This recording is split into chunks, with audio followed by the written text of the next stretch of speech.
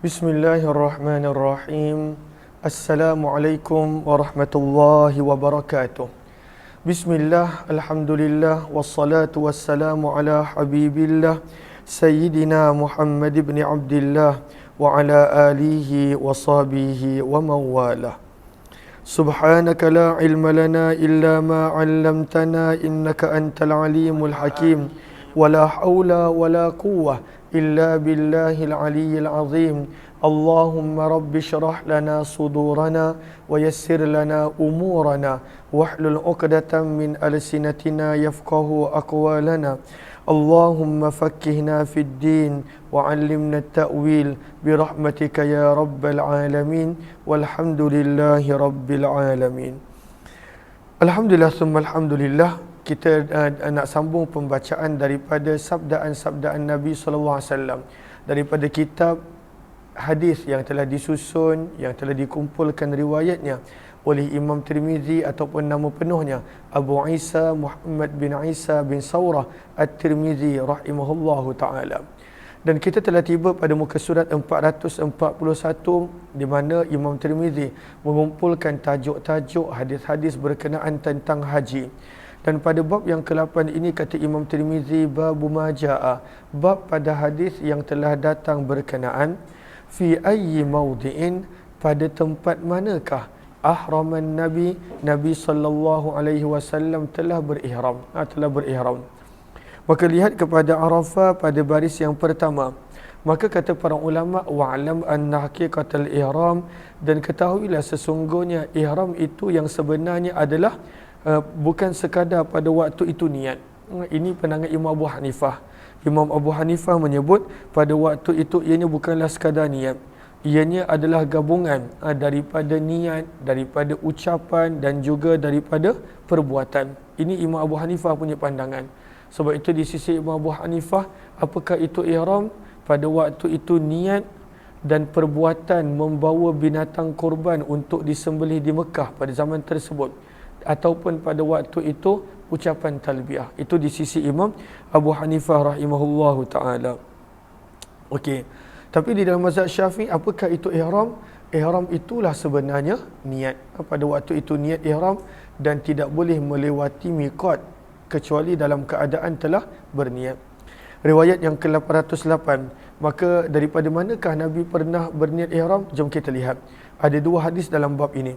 Wa bihi ilahi qala hadatsana Ibnu Abi Umar qala hadatsana Sufyan bin Uyainah an Ja'far bin Muhammad an abihi an Jabir bin Abdullah radhiyallahu anhu qala, daripada Jabir bin Abdullah radhiyallahu taala anhu, beliau berkata, lamma, apabila arada Nabi sallallahu alaihi wasallam al-hajja, apabila baginda ingin untuk menunaikan ibadah haji, adzana, maka baginda telah membuat pemakluman finnasi pada para sahabat. Nabi maklumkan pada para sahabat yang Nabi nak buat haji. Fajtama'u, maka berkumpullah pada waktu itu sahabat-sahabat yang ingin untuk menunaikan haji bersama dengan Nabi. Falamma, maka apabila ata, baginda telah datang al-baida, ke tempat yang bernama Baida, ahrama, maka baginda telah berniat ihram.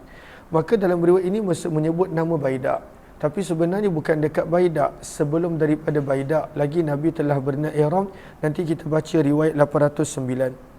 Maka apakah itu Baida? Baida adalah, lihat kepada Sahara baris yang pertama, ianya adalah maudhi'un makhsus, tempat yang khusus yang terletak di antara Mekah dan Madinah. Was-sahabah ikhtalafu fi maudhi'i ihramih, dan kerana banyaknya jumlah para sahabat, maka para sahabat berbeza pendapat daripada manakah Nabi telah berihram. Ada yang nampak Nabi daripada Baida, maka pada waktu itu mereka kata Baida. Ada yang kata daripada tempat lain. Wasababul ikhtilafi ma rawahu Abu Dawud an Sa'id bin Jubair qala qultu li Ibn Abbas ajibtu li ikhtilafi ashabi Rasulillah. Maka daripada Sa'id bin Jubair, hadis yang telah diriwayatkan oleh Imam Abu Daud, maka Sa'id bin Jubair berkata kepada Abdullah bin Abbas, aku merasa hairan melihat para sahabat Nabi SAW bercanggah dan berbeza pendapat berkenaan tentang ihram Nabi, daripada manakah Nabi telah berihram. Maka kata Abdullah bin Abbas, inni la'alamun nas, aku yang lebih mengetahui kenapa berlakunya perkara tersebut. Maka kata Abdullah bin Abbas, innaha apa bizalik innama kanat min Rasulillah SAW hajjah wahidah. Maka sebenarnya Nabi SAW pada waktu itu sempat buat satu sekali haji, iaitu pada tahun 10 Hijrah. Famin hunaka ikhtalafu, maka bermula daripada situ dah berbeza pendapat. Ada yang pada waktu itu berkata kharaja Rasulullah sallallahu alaihi wasallam hajjan, Nabi keluar pada waktu itu dalam keadaan dah berniat haji. Falamma shalla, maka ketika famin hunaka ikhtalafu, daripada situ mereka berbeza pendapat. Maka Abdullah bin Abbas mulakan cerita macam mana boleh terjadinya perbezaan pendapat tentang daripada manakah Nabi berniat umrah. Maka kata Abdullah bin Abbas, kharaja Rasulullah sallallahu alaihi wasallam hajjan, maka Nabi telah keluar untuk menunaikan haji daripada Madinah. Falamma shalla, maka apabila baginda telah menunaikan salat fi Masjid Zulhulaifah rak'atain, sebanyak 2 rakaat di Masjid Zulhulaifah, aujabahu fi majlis, maka sebenarnya Nabi telah berniat ihram ketika mana duduk selepas daripada solat. Sebenarnya selepas daripada solat Nabi sebenarnya telah berniat ihram. Fa ahalla bil haji hina faragha min rak'atain, maka Nabi telah berihram dengan haji setelah baginda selesai daripada 2 rakaat. Fa sami'a dzalika minhu aqwam, maka pada waktu itu ada yang dengar pada waktu itu, dan pada waktu itu mereka ingat bahagian tersebut. Kemudian Nabi telah menunggang kenderaan, maka ketika mana baginda Nabi SAW telah berada di atas kenderaan, ahalla, maka baginda bertalbiah lagi. Dan pada waktu itu ada yang kata, oh Nabi berniat ihram sewaktu Nabi berada di atas kenderaan dan sebagainya. Sehinggalah Nabi SAW tiba di tempat yang bernama Baida. Maka pada waktu itu ahalla, Nabi bertalbiah lagi. Maka sebenarnya yang pasti Nabi berihram pada awalnya daripada Zulhulaifah, daripada setelah menunaikan 2 rakaat solat sunnat ihram, dan kemudian Nabi terus berihram. Cumanya para sahabat mana yang sempat tengok Nabi, maka mereka meriwayatkan daripada apa yang mereka nampak. Maka ada yang mengatakan Nabi berihram daripada atas kenderaan, ada yang kata daripada Baida. Namun kata Abdullah bin Abbas, sebenarnya daripada Zulhulaifah, Masjid Zulhulaifah lagi. Pada waktu itu Nabi SAW telah berniat ihram. Jelas ke jelas? Boleh gariskan sampai ke habis hadis tersebut. Macam tadi diringkaskan. Maka kata Imam Tirmizi, wa fil babi, dan di dalam bab ini ada juga riwayat daripada Abdullah bin Umar, Anas bin Malik, Miswar bin Makhramah radhiyallahu anhum. Berkata Imam Tirmizi, hadis Jabir adalah hadis hasan sahih.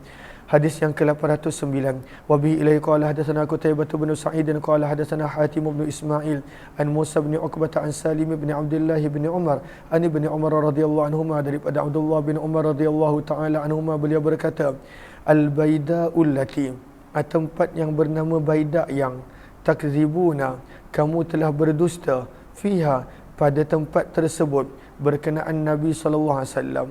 Banyak orang kata Nabi berihram daripada Baida. Kata Abdullah bin Umar, wallahi demi Allah, ma ahalla, tidaklah Nabi SAW mengangkatkan suara bertalbiah, illa kecuali min indil masjid, daripada sisi masjid, min indil syajarah, daripada tempat di mana pokok berada. Maka sebenarnya Nabi SAW bertalbiah daripada Masjid Syajarah. Dan Masjid Syajarah ini nama tempat yang sama. Masjid Syajarah, Masjid Zulhulaifah, Bir Ali, Masjid Miqat, ianya adalah banyak nama merujuk kepada tempat yang sama. Sebab itu lihat kepada Arafah pada baris yang ke-5 daripada bawah. Maka apakah Syajarah? Ism bil ghalabah li Zulhulaifah. Maka dikenali juga dengan nama Zulhulaifah. Dan ianya lebih kurang 6 mil daripada Madinah. Dan kemudian pada zaman kita, wa amma ismuhal yaum fa Bir Ali, maka zaman kita dinamakan dengan nama Bir Ali. Maka Masjid Miqat, Masjid Zulhulaifah, Masjid Syajarah, Masjid Bir Ali, semuanya merujuk kepada tempat yang sama, tempat di mana Nabi telah berihram untuk haji. Maka ini adalah kata riwayat daripada Abdullah bin Umar. Berkata Imam Tirmizi, dan hadis ini adalah hadis yang hasan sahih. Bab yang ke-9, Imam Tirmizi membawakan tajuk berkenaan babu majaa, bab pada hadis yang telah datang berkenaan mata, bilakah ahraman Nabi sallallahu alaihi wasallam, Nabi telah mula berihram. Kalau sebelum ini dekat mana? Itu tajuk dia. Maka jawapannya adalah dekat Zulhulaifah ataupun Syajarah ataupun pada waktu itu Bir Ali pada zaman kita. Tapi bilakah Nabi SAW pada waktu itu telah berniat ihram, berniat umrah ataupun haji, berihram? Maka sebenarnya Nabi telah berniat selepas daripada Nabi selesai solat 2 rakaat. Sebab itu sunnah dalam mazhab Syafi'i, bila setelah selesai solat 2 rakaat di Bir Ali, kalaulah datang daripada Madinah ataupun di Zulhulaifah, maka daripada situ berniat ihram. Berniat ihram selepas daripada selesai solat sunat ihram. Maka riwayat yang ke-810 bi ila qala hadatsana Qutaibah bin Sa'id dan qala hadatsana Abdul Salam bin Harb an Khusayf an Sa'id bin Jubair an Ibn Abbas radhiyallahu anhuma anna Nabi sallallahu alaihi wasallam, sesungguhnya Nabi telah berihram. Ahalla maksudnya berihram. Ahalla juga memberi makna bertalbiyah. Maka baginda Nabi sallallahu alaihi wasallam telah berihram ataupun bertalbiyah fi duburi solah, pada selepas selesai daripada solat, iaitu solat sunat ihram. Dan kalau waktu haji dalam kitab Ar-Rahiqul Maktum disebut selepas daripada menunaikan fardu zuhur. Maka bila selesai fardu zuhur, maka Nabi telah solat sunat ihram 2 rakaat, dan kemudian Nabi sallallahu alaihi wasallam telah berihram dan bertalbiyah. Berkata Imam Tirmizi, Allahumma salli ala sayyidina Muhammad. Hadis ini adalah hadis yang gharib, kami tidak mengetahuinya. La na'rifu ahadan, kami tidak mengetahui seorang pun yang meriwayatkannya selain daripada Abdul Salam bin Harb, dan beliau adalah orang yang disukai oleh oleh ulama hadis. Okey, wa huwa alladhi, dan inilah yang disukai oleh ulama hadis, bahawa hendaklah berihram seseorang itu fi duburi solah, setelah selesai menunaikan solat, iaitu dalam kurungan solat sunat ihram. Bab yang ke-10, babu majaa, bab pada hadis yang telah datang berkenaan ifradil hajj, berkenaan haji ifrad.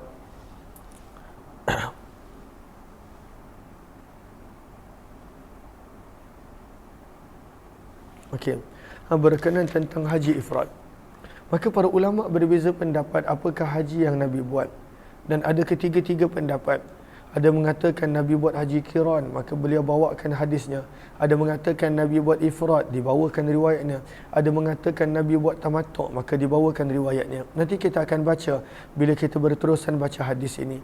Cuma pada bab ini Imam Tirmizi membawakan hadis berkenaan tentang bahawa Nabi melakukan haji ifrad.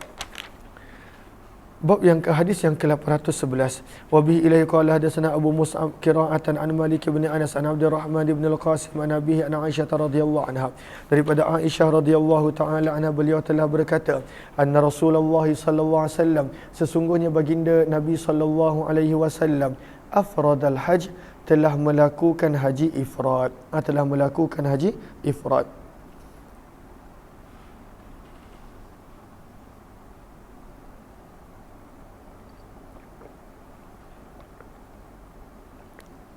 Lihat kepada Sahara. Nanti kita akan mula nampak pada waktu itu banyak perbezaan pendapat tentang apakah haji Nabi. Tapi sebelum kita baca, kita nak melihat pada waktu itu penjelasan oleh salah seorang ulama hadis yang terkenal daripada India. Maka berkata Syah Waliullah Al-Muhaddis Ad-Dihlawi, ada dalam kitab beliau ketika mana mensyarahkan Muwatta Imam Malik.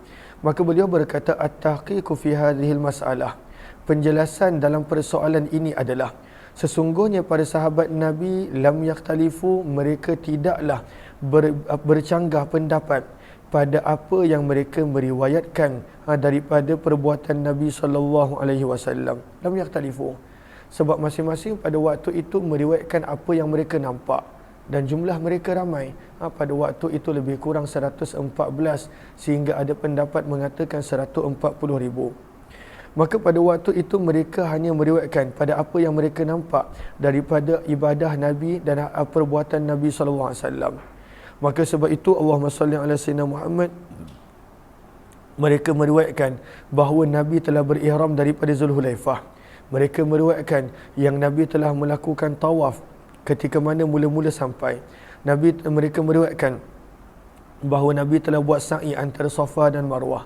Kemudian mereka meriwayatkan yang Nabi telah keluar pada hari Tarwiyah ke Mina. kemudian Nabi berwukuf di Arafah, kemudian bermalam di Muzdalifah, kemudian Nabi telah berada sebentar di Masy'aril Haram di Muzdalifah, kemudian Nabi balik ke Mina dan Nabi telah melontar dan menyembelih serta bercukur, kemudian Nabi telah melakukan tawaf, kemudian Nabi telah melontar lagi pada hari-hari tasyrik dan sebagainya. Itu para sahabat tidak bercanggah. Para sahabat tak bercanggah. Mereka meriwayatkan apa yang mereka nampak Nabi SAW buat. Lalu kat mana yang bercanggahnya? Wa inna makhtalafu, dan sesungguh yang para sahabat berbeza pendapat, kata Syah Waliullah, fi ta'bir, pada menjelaskan amma, tentang perbuatan yang Nabi telah buat. Dan mereka bercanggah kenapa? Bijtihadihim, berdasarkan ijtihad mereka. Maka ada yang mengatakan pada waktu Nabi buat haji ifrad. Ada yang mengatakan tidak, Nabi SAW buat tamattu'. Ada yang mengatakan tidak, Nabi buat kiran. Daripada sudut ijtihad mereka berbeza pendapat. Tapi kalaulah kita lihat periwayatan pada sahabat tentang amalan ibadah haji, semua sepakat. Bila Nabi sampai, apa Nabi buat. Bila Nabi pada hari ini, apa Nabi buat. Pada hari tersebut, apa yang Nabi SAW buat.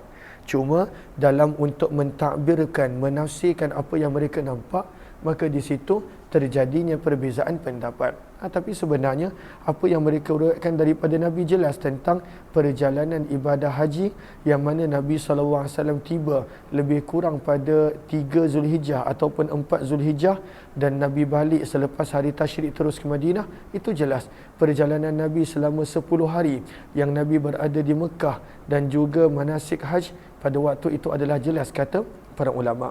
Kata Imam Tirmizi, lalu hadis ini menyebut Nabi melakukan haji ifrad, riwayat daripada Aisyah. Dan riwayat Aisyah inilah yang Imam Syafi'i pilih rahimahullahu ta'ala. Sebab itu lihat kepada syayakhah, baris yang pertama. Maka kata para ulama, ketahuilah haji itu ada 3 jenis. Ada ifrad, sama-sama sebut ifrad, tamattu' dan kiran. Saya baru-baru ni dapat buat tamattu', tak mampu nak buat ifrad ataupun kiran. Maka apakah ifrad? Maka ifrad pada waktu itu adalah berihram dengan niat haji sahaja daripada miqat. Maka itu ifrad. Maksudnya dia pada ifrad daripada al-fardu, daripada satu. Maka dia hanya berihram untuk haji sahaja daripada miqat. Dan bilakah boleh melakukan ihram untuk haji? Seawal daripada bulan Syawal. Lalu diduduklah dalam keadaan ihram sampailah habis haji. Kalau dia sampai lambat, tak mengapa. Tapi kalaulah dia sampai awal, maka selama-lama itulah dia berada dalam situasi ihram haji. Maka ini ifrad. Yang kedua, at-tamattu'. Apakah at-tamattu'? Lihat kepada baris yang pertama, an yuhrima minal mawaqiti ihram al-umrah. Bila dia melewati miqat, kali pertama dia sampai ke Mekah, maka dia datang dengan niat umrah. Dia datang dengan niat umrah. Dan dia buat umrah dulu. Fayu'addi af'alaha. Dia selesaikan umrah dulu. Bila dah selesai umrah, maka pada waktu itu barulah dia berniat ihram haji. Jelas tak? Maka tamattu' ni dia dahulukan umrah, dan bila dah habis umrah dia keluarlah daripada ihram. Dia boleh pakai wangi-wangian, dia tak ada sebarang pantang larang, dan pada waktu itu dia boleh pakai baju biasa. Pada waktu itu dia boleh buat semua yang dia boleh buat, sebab dia dah keluar daripada ihram. Maka ini adalah tamattu'. Kemudian baris yang Allahumma salli ala sayyidina Muhammad. Baris yang kedua, maka al-kiran. Apakah kiran? Ayyuhrima minal mawaqiti lahuma. Dia berniat daripada miqat pada waktu itu dengan kedua-duanya. Dia berniat umrah dan berniat haji. Dan dia duduk kekal dalam ihram sampailah dia habis kedua-duanya. Lalu persamaan antara ifrad dengan kiran adalah pada waktu itu dia punya kain ihram ataupun dia tak keluar daripada situasi ihram sampailah pada waktu itu habis selesai ibadah umrah dan haji. Yang mana sebenarnya lama. Kalaulah dia sampai last minute pun lebih kurang pada waktu itu 4 ke 5 hari. Tapi selalunya orang bukan 4-5 hari. Ada orang duduk dalam ihram pada waktu itu berminggu-minggu, dan ada juga berbulan-bulan. Dia jaga pantang larang, tidak pakai wangi-wangian, tidak pakai pakaian berjahit, tidak menutup kepala. Maka ini pengorbanan. Maka ini ifrad dan juga kiran. Persamaannya adalah mereka ini pakai ihram lama. Persamaan di antara tamattu' dan kiran adalah orang ini dia buat kedua-duanya, dia buat umrah dan dia buat haji. Hanya ifrat yang pada waktu itu dalam satu dia hanya buat umrah sahaja. Maka mana satu lebih afdal? Maka fakhtalafal ulama fil afdaliyah, baris yang ketiga. Maka berkata Imam Abu Hanifah, kiran pada waktu itu adalah afdal. Kiran pada waktu itu datang dan menggabungkan niat haji dan umrah sewaktu daripada miqat lagi. Maka ini pandangan Imam Abu Hanifah. Imam Syafi'i punya pandangan yang paling afdal adalah ifrat. Pada waktu itu datang dengan niat haji, maka buat haji sahaja. Dan pada waktu itu sampailah habis haji dan kemudian barulah dia boleh buat umrah dan lain-lain. Maka ini pandangan Imam Syafi'i. Yang paling afdal adalah ifrat. Kemudian Imam Malik pula berkata yang paling afdal adalah tamattu'. Yang paling afdal adalah tamattu'. Kemudian lihat kepada baris yang bawah dia, wa dalilu Syafi'i. Imam Syafi'i mengatakan ifrat afdal kerana Imam Syafi'i mengambil riwayat Aisyah yang kita baca tadi, riwayat 811. Maka itu dijadikan dalil ifrat adalah afdal. Imam Abu Hanifah, Imam Malik pula mengambil riwayat daripada Sa'ad bin Umar dan juga Abdullah bin Abbas yang menunjukkan pada waktu itu Nabi punya haji adalah tamattu'. Nabi punya haji adalah tamattu'. Allahumma salli ala sayyidina Muhammad. Dan Imam Abu Hanifah punya dalil pada waktu itu bahawa kiran adalah afdal. Mereka mengambil dalil daripada Anas bin Malik radhiyallahu taala anhu. Maka ini semua dalil dan semua pada waktu itu ada dalil yang tersendiri. Cuma kita terpulang apa yang kita mampu buat. Kalaulah kita, Allahumma salli ala sayyidina Muhammad, kalaulah kita mampu pada waktu itu menjadi melakukan tamattu', maka buat tamattu'. Kalaulah mampu untuk membuat kiran, maka buat kiran. Kalaulah mampu untuk buat ifrat, maka buat ifrat. Jom kita lihat kata Imam Tirmizi rahimahullah, riwayat yang riwayat yang ke-812 daripada situ kan, ke daripada wafil bab. Kata Imam Tirmizi, dan di dalam bab ini ada juga riwayat daripada Jabir dan Abdullah bin Umar radhiyallahu anhuma. Berkata Imam Tirmizi, hadis Aisyah adalah hadis hasan sahih dan beramal pada hadis ini di sisi sebahagian ahli ilmu, mereka mengatakan ifrat yang paling afdal. Riwayat 812. Waruya, dan diriwayatkan daripada Abdullah bin Umar radhiyallahu taala anhuma, sesungguhnya baginda Nabi sallallahu alaihi wasallam afradal hajj, telah melakukan haji ifrat. Wa afrada, Abu Bakar pun telah melakukan haji ifrat. Wa Umar wa Uthman, mereka semua ini telah melakukan haji ifrat. Haddatsana bidzalika Qutaibah qala haddatsana Abdullah bin Nafi' as-Sa'igh an Ubaidillah bin Umar an-Nafi' an ibn Umar radhiyallahu ta'ala anhuma bihadza. Qala Abu Isa, berkata Imam Tirmizi, dan telah berkatalah Ats-Tsauri, in afradtal hajja, jika kamu melakukan ibadah haji, jika kamu melakukan haji ifrat, maka fahasan, maka itu adalah baik. Wa in qaranta, jika kamu melakukan haji kiran, maka kata Ats-Tsauri, itu pun baik. Wa in tamatta'ta, dan jika kamu melakukan haji tamattu', fahasan, maka itu pun baik. Berkata Imam Syafi'i seumpamanya, namun kata Imam Syafi'i, ahabbu ilaina, haji yang paling kami suka adalah al-ifrat. Nombor satu adalah al-ifrat, nombor dua at-tamattu', dan nombor tiga al-kiran. Bab yang ke-11 berkenaan tentang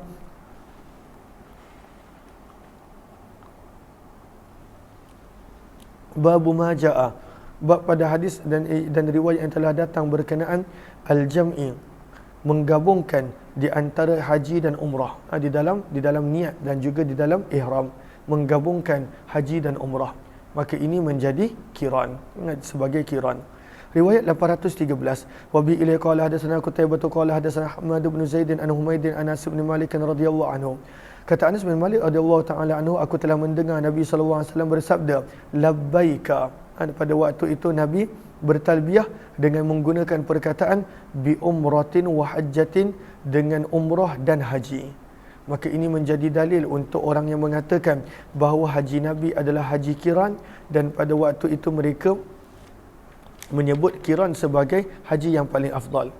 Maka dalam bab ini kata Imam Tirmizi, ada riwayat daripada Umar bin Khattab, Imran bin Husain radhiyallahu taala anhu. Berkata Imam Tirmizi, hadis Anas adalah hadis yang hasan sahih. Wa qad dhahaba ba'du ahli ilmi, dan telah mengambil sebahagian daripada ahli ilmu ila hadza, kepada hadis ini. Waqtarahu Waqtarahu, dan mereka telah memilihnya, dan antara yang telah memilihnya adalah para ulama Kufah, iaitu Imam Abu Hanifah dan juga selain daripada mereka. Bab yang ke-12 berkenaan tentang tamattu'. Maka ini yang mengatakan paling afdal adalah Imam Malik rahimahullahu taala. Riwayat yang ke-814. Wa bihi ilaihi qala hadatsana Qutaibah bin Sa'id an Malik bin Anas an Ibn Shihab an Muhammad bin Abdullah bin Al-Harith bin Naufal annahu sami'a Sa'd bin Abi Waqqas wa Dhahhak bin Qais wa huma yadhkurani.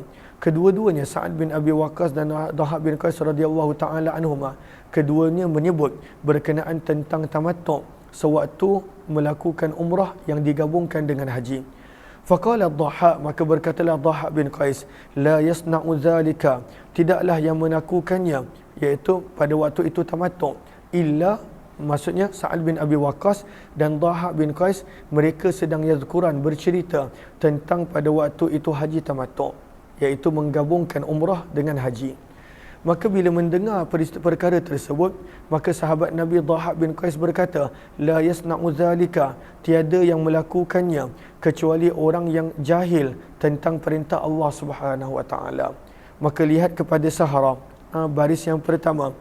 Maka kata para ulama, wa hadza min ghaflatihi, maka sebenarnya ini adalah kerana sahabat tersebut Dhahhak bin Qais tidak tahu. Kerana ianya Allah dah sebut dalam Al-Quran tentang haji tamattu'. Faman tamatta'a bil umrati ilal hajj, surah Al-Baqarah ayat 196. Dan mungkin pada waktu itu beliau tak tahu. Maka berkata Dhahhak bin Qais, tidaklah yang melakukan tamattu' kecuali orang yang jahil tentang perintah Allah. Maka kata Sa'ad bin Abi Waqqas menegur sahabatnya, menegur sahabat Nabi ini, bi sama kulta, teruknya apa yang kamu katakan wahai saudaraku, wahai anak saudaraku. Faqala Dhahhak, maka berkatalah Dhahhak, fa inna Umar, sesungguhnya Umar bin Khattab radhiyallahu taala anhu, qad naha, telah melarang daripada melakukan haji tamattu'. Tapi bukanlah maksudnya Umar bin Khattab larang betul-betul. Lihat kepada Sahara pada baris yang kedua.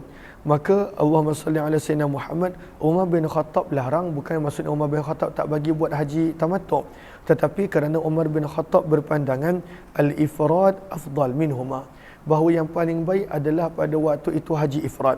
Maka pada waktu itu walam yanha anhuma ala wajhi tahrim, bukanlah dilarang, dia kata pada waktu itu haram, tak boleh, tapi dilarang daripada sudut digalakkan untuk melakukan haji kiran, digalakkan untuk melakukan haji ifrad, minta maaf. Kerana tadi kita dah baca, Abu Bakar buat ifrad, Umar bin Khattab buat ifrad, dan Uthman bin Affan pun buat haji ifrad. Maka kata Dhahhak bin Qais, aku cakap begitu kerana Umar bin Khattab pun larang daripada haji tamattu'.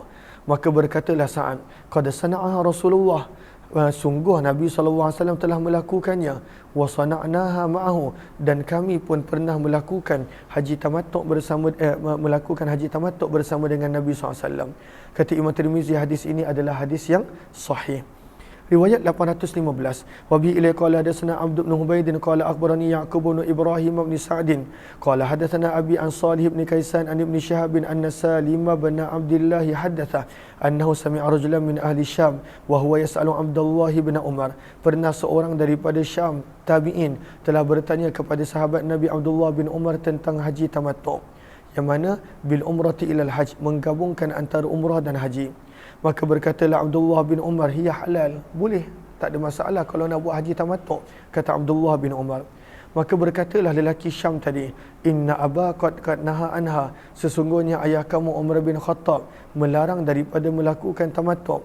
Maka bertanya balik Abdullah bin Umar radhiyallahu taala anhuma, ara'aita in kana abi naha anha wa sana'aha Rasulullah sallallahu alaihi wasallam, amru abi yuttaba am amru Rasulullah sallallahu alaihi wasallam. Maka Abdullah bin Umar tanya balik, ara'aita, maklumkan kepadaku, ara'aita ay akhbirni, maklumkan balik kepadaku, jika ayah aku melarang daripada melakukannya, namun Nabi SAW pernah melakukannya, adakah arahan ayah aku yang diikuti ataupun arahan Nabi SAW? Maka terus lelaki Syam tersebut menjawab, bahkan urusan Nabi SAW, perintah Nabi SAW yang patut untuk diikuti. Maka berkata Abdullah bin Umar, sesungguhnya Nabi SAW pernah melakukan haji tamattu'. Hadis ini adalah hadis yang hasan sahih. Riwayat yang ke-816, maka dia sebenarnya memang ada berbeza pendapat mana satu haji yang paling afdal.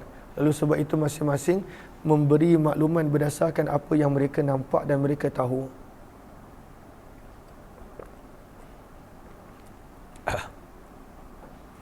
Riwayat 816. Wa bihi ilayhi qala hadatsana Abu Musa Muhammad al-Musanna qala hadatsana Abdullah bin Idris an Laisin an Tausin an Ibn Abbas radhiyallahu anhuma, daripada Abdullah bin Abbas radhiyallahu taala anhuma, beliau berkata, tamatta Rasulullah, baginda Nabi sallallahu alaihi wasallam telah melakukan haji tamattu, dan Abu Bakar dan Umar dan Uthman. Wa awwalu man naha, dan orang yang mula-mula melarang daripada melakukan tamattu adalah Muawiyah. Sebenarnya bukan Muawiyah sahaja, sebab itu lihat kepada Arafah pada baris yang kedua, qad thabatan nahya, telah sabit larangan daripada Umar bin Khattab dan Uthman bin Affan radhiyallahu anhu juga. Tapi perawi maklumkan berdasarkan apa yang dia tahu, maka dia kata hanya Muawiyah yang melarang, tapi sebenarnya Umar dan Uthman pun telah melarangkan daripada melakukan haji tamattu, bukan kerana tak boleh, tapi kerana mereka beranggap bahawa afdalnya adalah melakukan ifrad. Kata Imam Tirmizi, dan di dalam bab ini ada juga riwayat daripada Ali bin Abi Talib, Uthman bin Affan, Jabir bin Abdullah, Sa'ad, Asma binti Abi Bakar, Abdullah bin Umar radhiyallahu anhum. Berkata Abu Isa Imam Tirmizi, hadis Abdullah bin Abbas adalah hadis yang hasan, dan sungguh telah memilih sekelompok daripada kalangan ahli ilmu daripada kalangan sahabat Nabi sallallahu alaihi wasallam dan selain mereka at-tamattu' bil umrah, bahawa boleh melakukan tamattu' bersama dengan umrah.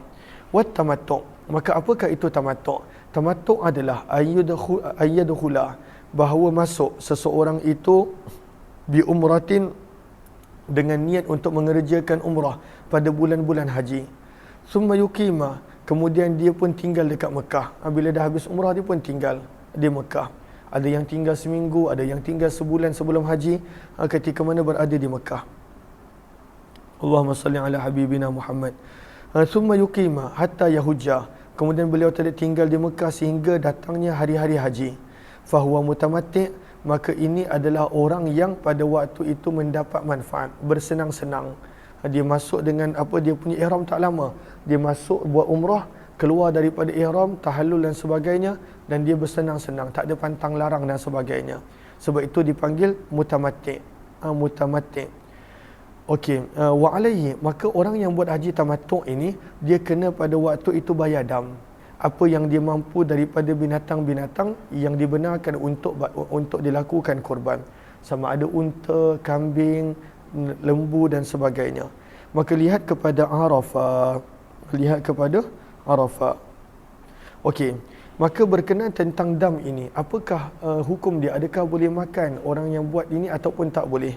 Maka berkatalah Imam Syafi'i, sesungguhnya pada waktu itu Allahumma salli ala Muhammad, dam daripada tamattu' dan kiran, maka pada waktu itu la yajuzu lahu ay ya'kula minha, tak boleh makan daripadanya.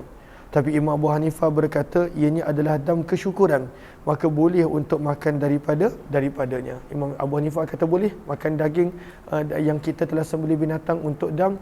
Imam Syafi'i kata tidak boleh. Allahumma salli ala sayyidina Muhammad.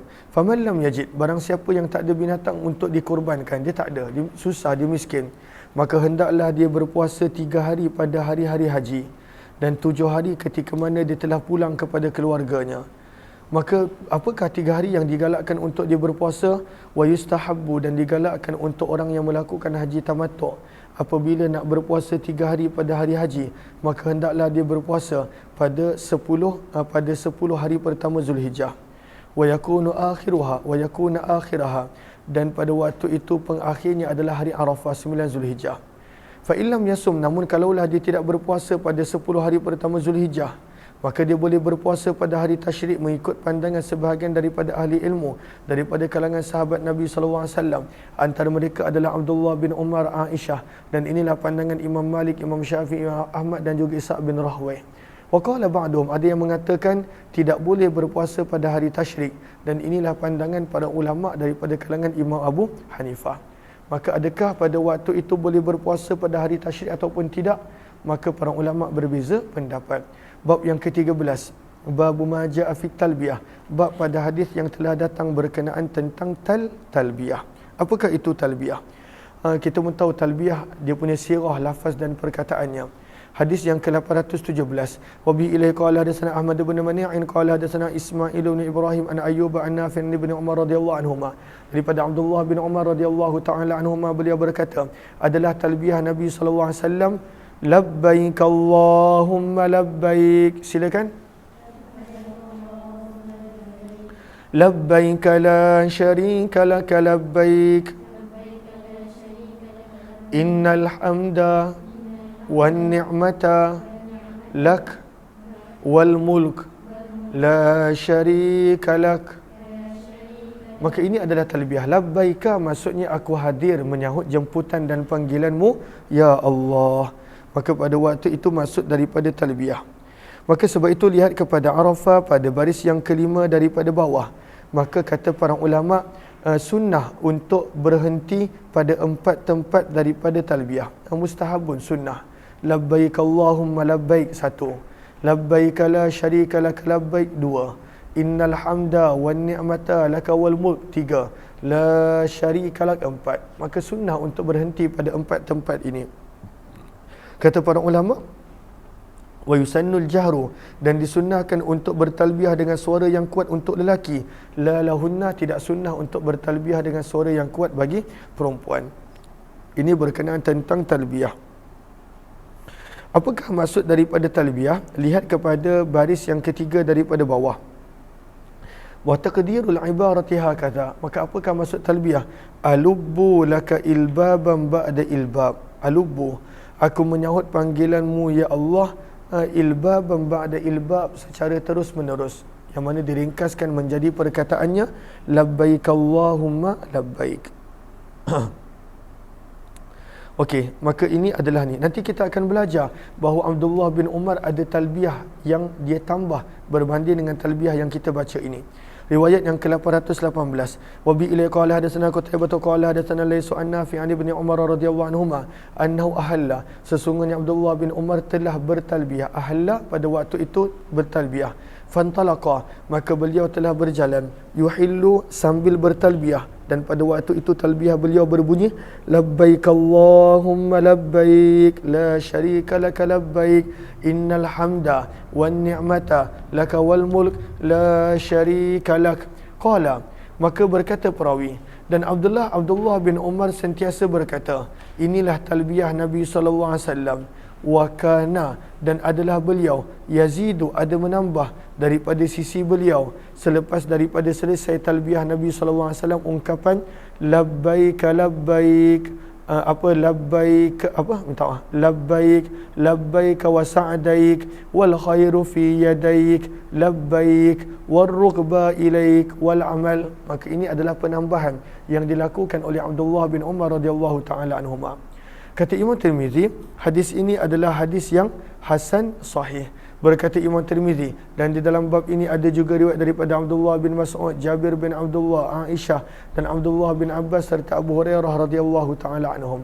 Berkata Imam Tirmizi, hadis Abdullah bin Umar adalah hadis hasan sahih, dan beramal pada hadis ini di sisi ahli ilmu daripada kalangan sahabat Nabi dan selain daripada mereka.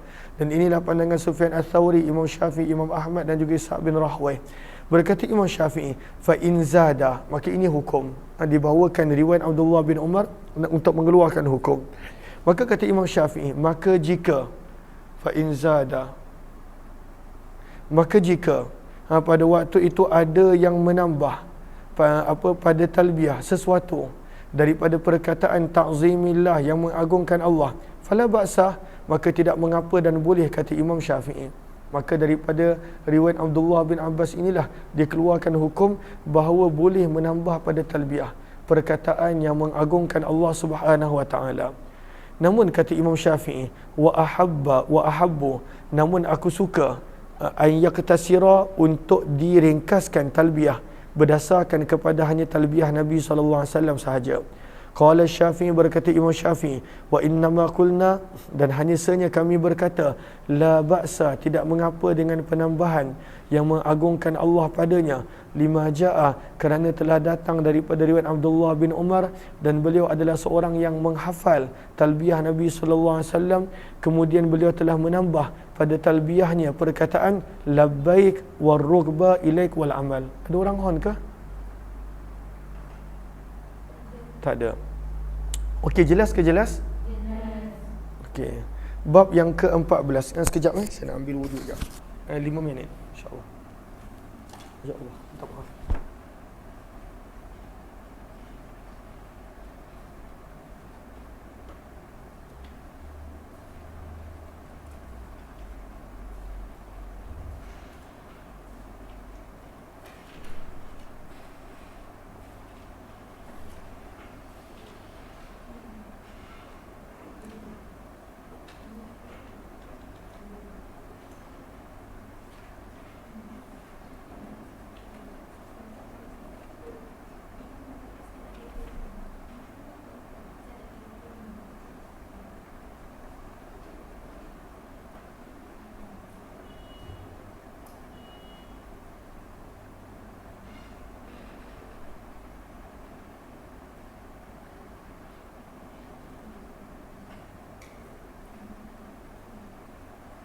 Allahumma salli ala habibina Muhammad. Allahumma salli ala habibina Muhammad.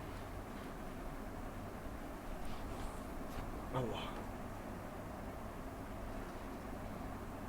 Okey. Allahumma salli ala habibina Muhammad wa ala alihi washabihi ajma'in. Okey, berkenaan tentang bab yang ke-14. Daripada situ ya. Bab yang ke-14 ya.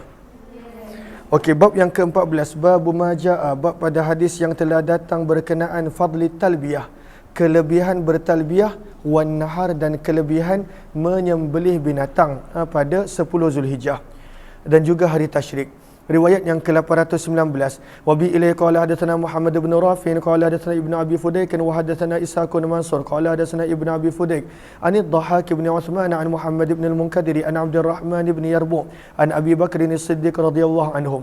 Daripada Abu Bakar as-Siddiq radhiyallahu taala anhu, sesungguhnya baginda Nabi sallallahu alaihi wasallam suila, pernah ditanya. Ada orang tanya kepada Nabi, ayyul haji afdal? Apakah haji yang paling afdal? Ataupun sebenarnya gariskan bawah itu ayyu khisalil haj, apakah amalan haji yang paling afdal? Amalan haji yang mesti kena buat antaranya adalah wukuf di Arafah. Tapi daripada sudut amalan yang lain, apakah haji yang paling afdal ataupun amalan haji yang paling afdal? Maka sabda Nabi SAW dua, al-ajju wath-thajju. Al-ajju, sama-sama sebut al-ajju wath-thajju. Al-ajju wath-thajj. Ini kalau nak hafal hadis ni senang je. Al-ajju wath-thajj. Apakah al-ajju? Lihat kepada sahara baris yang kedua daripada bawah. Maka al-ajju bermaksud raf'us sauti bitalbiyah, meninggikan suara ketika mana bertalbiyah, terutamanya untuk lelaki. Sementara sabda Nabi al-thajju pula pada waktu itu adalah sailanu damil hadi wal udhiyah, menyembelih binatang al-hadyu dan juga binatang kurban. Maka ini adalah amalan haji yang afdal, sabda Nabi SAW. Riwayat yang ke-820. Wa bi ilaihi qala hadatsana Hannadun qala hadatsana Ismail bin Ayyash an Umarah bin Ghaziyah an Abi Hazim an Sahal bin Sa'ad qala Rasulullah sallallahu alaihi wasallam, baginda Nabi SAW telah bersabda, ma min muslimin yulabbi, tidaklah seorang Islam yang bertalbiyah, labbaik Allahumma labbaik, maka setiap kali bila kita talbiyah, illa, kecuali, labba, menyahut talbiyah tersebut, man, makhluk yang an yaminih, berada di kanannya, wa shimalih, yang berada di kirinya, min hajarin, daripada batu-batu, au syajarin, ataupun pokok, au madarin, ataupun timbunan tanah. Madar, lihat kepada sahara baris yang terakhir, huwatinum mustahjar, maksudnya daripada gumpalan-gumpalan tanah, sehinggalah tanqati'al ardu, sampai ke penghujung bumi, min hahuna wa hahuna, daripada arah sini dan sini, iaitu boleh tengok pada sahara baris yang paling bawah, ai muntahal ardi minasyirki wal maghrib. Maka pada waktu itu bila kita bertalbiyah, makhluk-makhluk yang kita tak dengar suara, mereka pun turut bertalbiyah pada waktu itu sampailah ke penghujung bumi. Ini adalah hadis riwayat Imam Tirmizi. Kata Imam Tirmizi, wa bi ilaihi qala hadatsana Hasan bin Muhammad Az-Za'farani wa Abdul Rahman bin Al-Aswad Abu Amr Al-Basri qala hadatsana Abidah bin Humaid an Umarah bin Ghaziyah an Abi Hazim an Sahal bin Sa'd Nabi sallallahu alaihi wasallam nahwa hadis Ismail bin Ayyash, dengan sanad hadis yang lebih kurang sama. Kata Imam Tirmizi, dan dalam bab ini ada juga riwayat daripada Abdullah bin Umar, Jabir bin Abdullah. Berkata Imam Tirmizi, hadis Abu Bakar adalah hadis yang gharib. Kami tidak mengetahuinya kecuali daripada periwayatan Ibnu Abi Fudaik daripada Dhahak bin Uthman. Dan Muhammad bin Al-Munkadir tidak mendengar hadis daripada Abdurrahman bin Yarbu'. Waqad rawa, dan sungguh telah meriwayatkan Muhammad bin Al-Munkadir daripada Sa'id bin Abdurrahman bin Yarbu' daripada ayahnya ghaira hadzal hadis yang selain daripada ini. Warawa, dan telah meriwayatkan Abu Nu'aim At-Tahan yang mana namanya adalah Dirar bin Surat. Abu Nu'aim tu gelaran dia, Dirar bin Surat tu nama dia. Lihat kepada Sahara, baris yang pertama, huwasmu Abi Nu'aim, Dirar bin Surat telah meriwayatkan hadis ini daripada Ibnu Abi Fudaik daripada Dhahak bin Uthman daripada Muhammad bin Munkadir daripada Sa'id bin Abdurrahman bin Yarbu' daripada ayahnya. Maka tadi riwayat yang kita belajar tadi, dia sebut terus daripada Abdurrahman bin Yarbu'. Padahal sebenarnya sepatutnya kena ada anak dia dulu, Sa'id bin Abdurrahman, baru daripada ayahnya Abdurrahman bin Yarbu'. Jelas ke jelas? Lalu ada banyak isu pada periwayatan ini daripada sudut rawi yang hilang, rawi yang dihilangkan dan sebagainya. Daripada Abu Bakar Siddiq radhiyallahu anhu daripada Nabi sallallahu alaihi wasallam, wa akhta'a, dan telah melakukan kesilapan pada periwayatan ini Dirar. Berkata Imam Tirmizi, aku telah mendengar Ahmad bin Hasan berkata, telah berkata Ahmad bin Hanbal rahimahullah, man qala fi hadzal hadis, barang siapa yang berkata pada hadis ini Muhammad bin Munkadir daripada anak lelaki Abdurrahman bin Yarbu' daripada ayahnya, faqad akhta'a, maka dia telah melakukan kesalahan. Qala, berkata Imam Tirmizi, wa sami'tu, dan aku telah mendengar Imam Bukhari berkata, zakartu lahu hadits Dirar, aku telah menyebut kepada Imam Bukhari hadis Dirar bin Surat daripada Ibnu Abi Fudaik. Faqala, maka berkata Imam Bukhari, huwa khata', ada kesalahan pada sanad tersebut. Fakultu, maka aku berkata, sungguh telah meriwayatkan selain daripadanya qad rawa ghairuhu, sungguh telah meriwayatkan selainnya daripada Ibnu Abi Fudaik juga seperti riwayat yang sama. Maka berkata Imam Bukhari, walaupun ada sokongan, la syai', sokongan tersebut tidaklah diambil kira. Innama, bahawasanya sesungguhnya, rawahu, mereka meriwayatkan hadis tersebut daripada Ibnu Abi Fudaik dan mereka tidak menyebut padanya daripada Sa'id bin Abdurrahman. Wara'aituhu, dan aku melihat para ulama mendaifkan Dirar bin Surat. Apakah al-ajju? Maksudnya raf'us sauti bit talbiyah, meninggikan suara pada waktu talbiyah. Apakah as-sajju?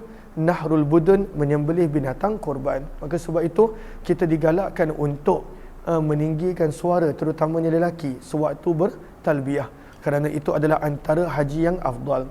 Bab yang ke-15, babu ma ja'a fi raf'i sauti bit talbiyah, bab pada hadis yang telah datang berkenaan meninggikan suara waktu talbiyah. Riwayat 821. Wa bi ilai qala hadatsana Ahmad bin Mani'in qala hadatsana Sufyan bin Uyainah an Abdullah bin Abi Bakr an Abdul Malik bin Abi Bakr bin Abdul Rahman an Khallad bin Sa'ib an abihi qala, daripada As-Sa'ib bin Yazid radhiyallahu ta'ala anhu, beliau berkata, baginda Nabi SAW telah bersabda, atani Jibril telah datang kepadaku, fa amarani, maka Jibril telah memerintahkan aku untuk menyuruh pada sahabatku agar mereka meninggikan suara-suara mereka sewaktu bertalbiyah, bil ihlali au bit talbiyah. Berkata Imam Tirmizi, hadis Khalad daripada ayahnya adalah hadis yang hasan sahih, dan telah meriwayatkan sebahagian mereka hadis ini daripada Khalad bin Sa'ib daripada Zaid bin Khalid daripada Nabi. Maksudnya pada tempat Sa'ib bin Yazid ada sahabat yang lain, iaitu Zaid bin Khalid daripada Nabi SAW. Wala yasihu, namun pada waktu itu periwayatan seperti itu, kata Imam Tirmizi, tak sahih. Yang sahihnya adalah Khalad bin Sa'ib daripada ayahnya, dan beliau adalah Khalad bin Sa'ib bin Khalad bin Suwaid Al-Ansari radhiyallahu anhu. Minta maaf, bukan Sa'ib bin Yazid, saya tersilap, tapi Sa'ib bin Khalad radhiyallahu ta'ala anhu, saya tersilap tadi. Wa fil babi, dan di dalam bab ini ada juga riwayat daripada Zaid bin Khalid, Abu Hurairah dan Abdullah bin Abbas radhiyallahu anhuma. Bab yang ke-16 berkenaan tentang mandi sewaktu nak berihram. Babu maja'a, bab pada hadis yang telah datang berkenaan al-ightisal, mandi indal ihram, sewaktu nak berihram. Maka bilakah waktu nak mandi? Sebelum daripada berniat ihram.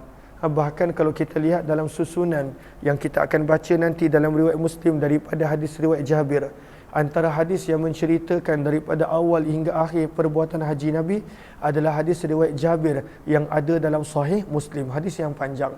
Maka di situ diterangkan Nabi SAW mandi dulu. Kemudian barulah Nabi SAW menunaikan 2 rakaat. Nabi tukar pakaian dulu. Kemudian barulah Nabi SAW menunaikan solat sunat 2 rakaat ihram, dan barulah Nabi berihram dan bertalbiyah. Wabihi ilaihi qala hadatsana Abdullah bin Abi Ziyad qala hadatsana Abdullah bin Yaqub al-Madani an ibni Abi Zinad an abihi an Kharijah bin Zaid bin Thabit an abihi, daripada ayahnya iaitu Zaid bin Thabit radhiyallahu anhu, annahu ra'a, sesungguhnya beliau telah melihat Nabi sallallahu alaihi wasallam tajarrada, menanggalkan pakaian, dalam kurungan ataupun lihat kepada Sahara pada baris yang kedua daripada bawah, an thiyabihil makhitah wal qamis, yang Nabi tanggalkan, yang Nabi buka adalah pakaian berjahit dan juga baju. Nabi tanggalkan. Waqtasala, dan Nabi liihlalih, untuk Nabi bersiap untuk ihram. Waqtasala, dan Nabi telah mandi. Maka ini menjadi dalil sunnah untuk mandi dengan niat sunat ihram. Berkata Imam Tirmizi, hadis ini adalah hadis hasan gharib, dan sungguh telah menganggap baik sebahagian ahli ilmu al-ightisala, untuk mandi indal ihram, sewaktu nak berniat ihram, dan inilah pandangan Imam Syafi'i. Bab yang ke-17, babu maja'ah, bab pada hadis yang telah datang berkenaan mawaqit, miqat al-ihram, miqat ihram li ahli al-afaq, untuk orang yang datang daripada setiap pelosok dunia. Maka lihat kepada Arafah pada baris yang bawah. Maka para ulama berbeza pendapat tentang miqat yang kelima. Nanti kita akan baca hadis. Di situ ada disebut 4 miqat. Maka yang Nabi SAW susun adalah 4 miqat. Kemudian ada miqat yang kelima. Maka ulama berbeza pendapat. Siapa yang menetapkan miqat yang kelima? Ada yang mengatakan Umar bin Khattab. Ada yang mengatakan Nabi. Umar bin Khattab sekadar pada waktu itu memasyhurkan semula. Maka boleh gariskan di situ kedua-dua baris tersebut tentang kelima-lima miqat. Dan miqat yang kelima pada waktu itu adalah Allahumma salli ala sayyidina Muhammad. Nanti kita baca riwayat ni. Jom kita lihat dulu. Wa bi ilaihi qala hadatsana Ahmad bin Mani'in qala hadatsana Ismail bin Ibrahim an Ayyub an Nafi' an Ibnu Umar radhiyallahu anhuma, daripada Abdullah bin Umar radhiyallahu taala anhuma, sesungguhnya seorang lelaki telah berkata, min aina nahillu, daripada mana kami sepatutnya berihram, wahai utusan Allah Subhanahu wa taala. Kami nak berihram daripada mana, wahai Rasulullah?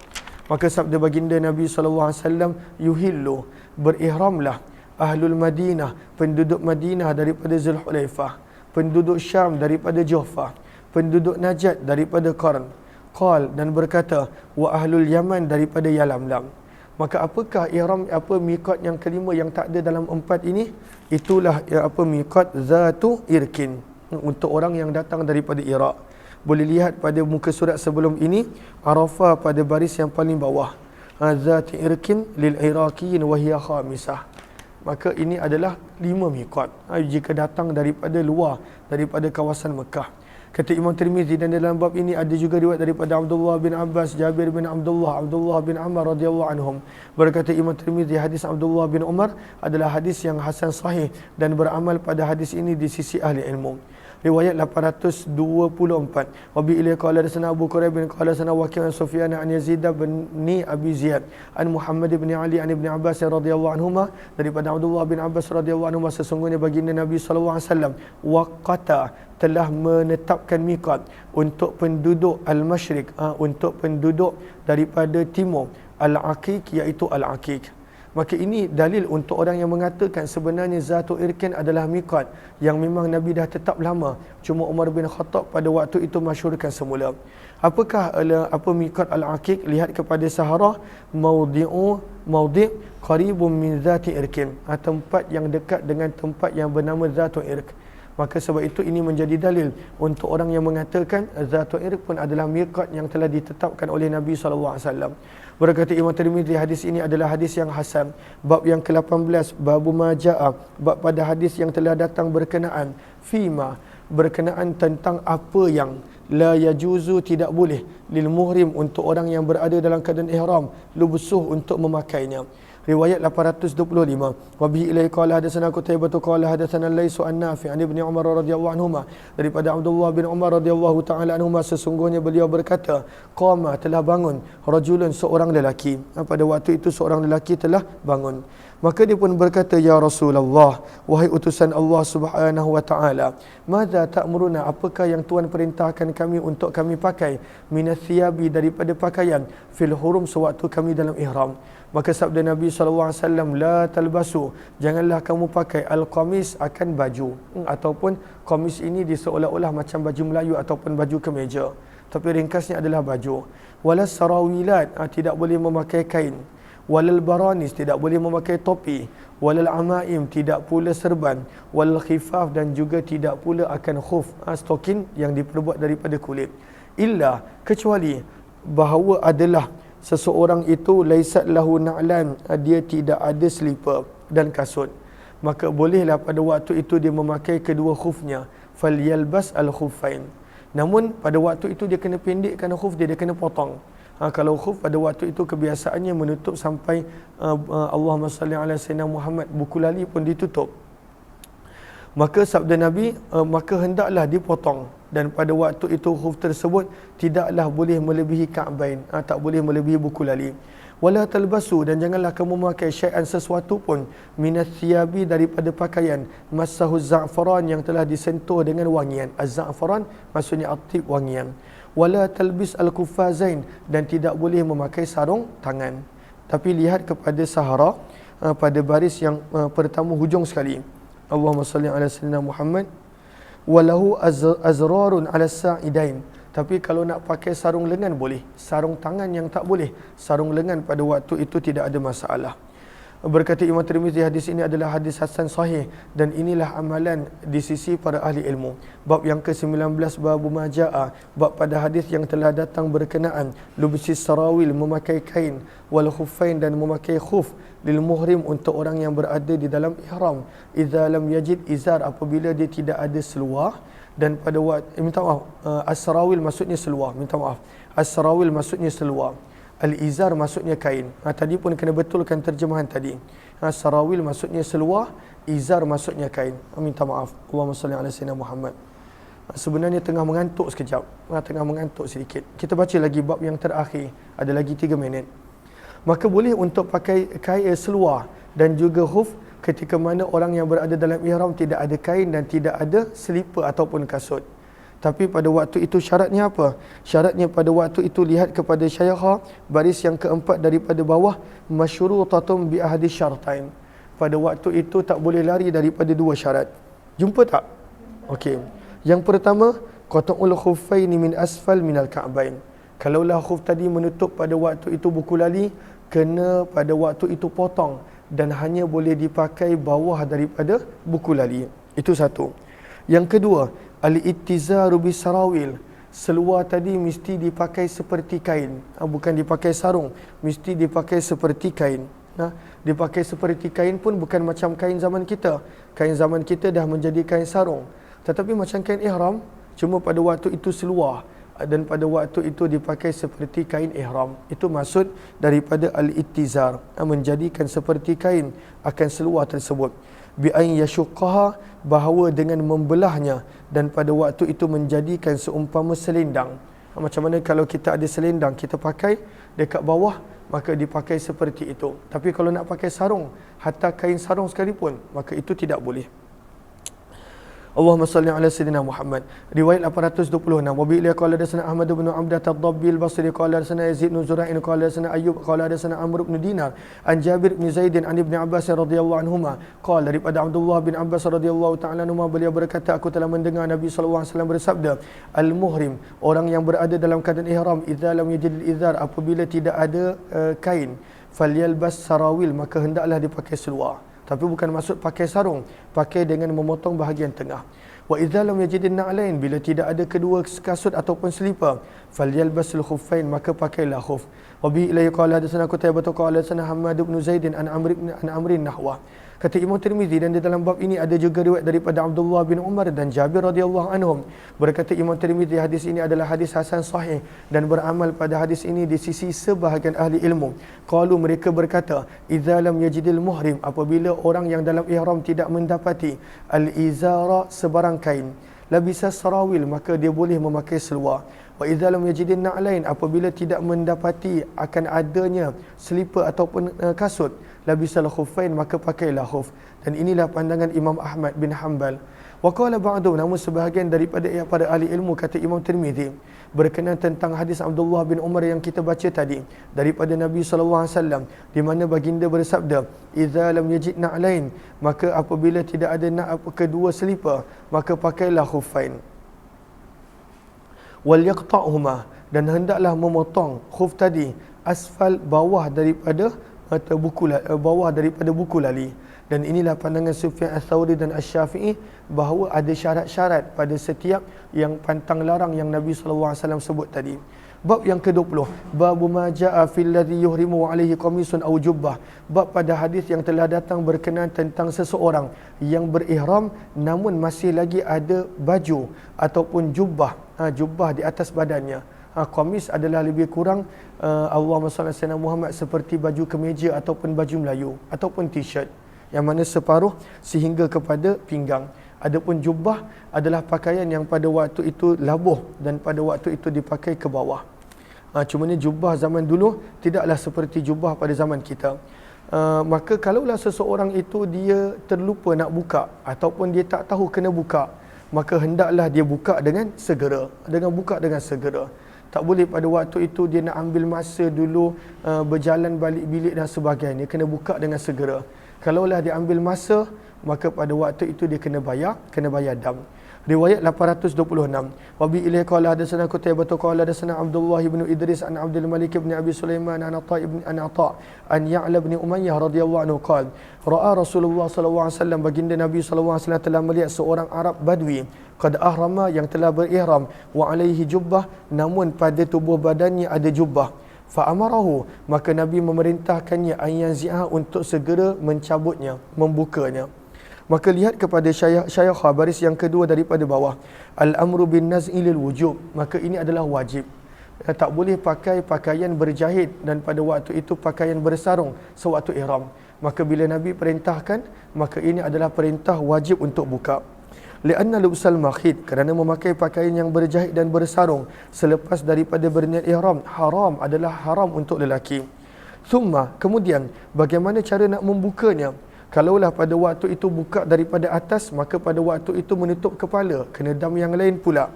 Maka berkatalah jumhur para ulama baris bawah tu, la ba'sa bi an yunzi'aha ta'jilan min janibi ra'sih.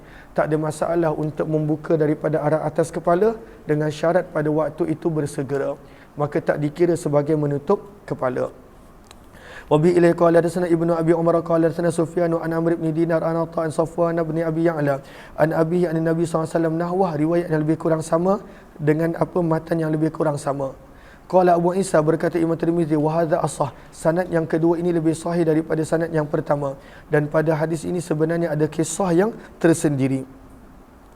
Wa hakadha, dan beginilah Qatadah telah meriwayatkan, dan Hajjaj bin Artah dan lebih daripada seorang telah meriwayatkan. Semuanya meriwayatkan daripada Atha, daripada Ya'la bin Umayyah. Was-sahihu, dan yang sahih adalah apa yang telah diriwayatkan oleh Amr bin Dinar dan Ibnu Jurayj daripada Atha, daripada Safwan bin Ya'la. Bukan daripada Ya'la, tapi daripada Safwan bin Ya'la, daripada ayahnya Ya'la bin Umayyah, daripada Nabi. Maka sanad yang beberapa tadi kita nampak mereka buang nama Safwan, terus daripada ayahnya Ya'la bin Umayyah. Bab yang ke-21 berkenaan tentang binatang apakah yang boleh dibunuh oleh orang yang dalam keadaan ihram. Yang ini insya-Allah kita sambung nanti. Kerana ada beberapa muka surat yang saya tak sempat habis, maka kalaulah ada yang nak ikut, insya-Allah kita akan sambung sedikit pada jam 7 nanti sehinggalah azan maghrib, dan pada jam 7.55 ataupun 8 selepas fardu maghrib sehinggalah Isyak insya-Allah. Mudah-mudahan adanya manfaat. Terima kasih semua. Jumpa lagi insya-Allah.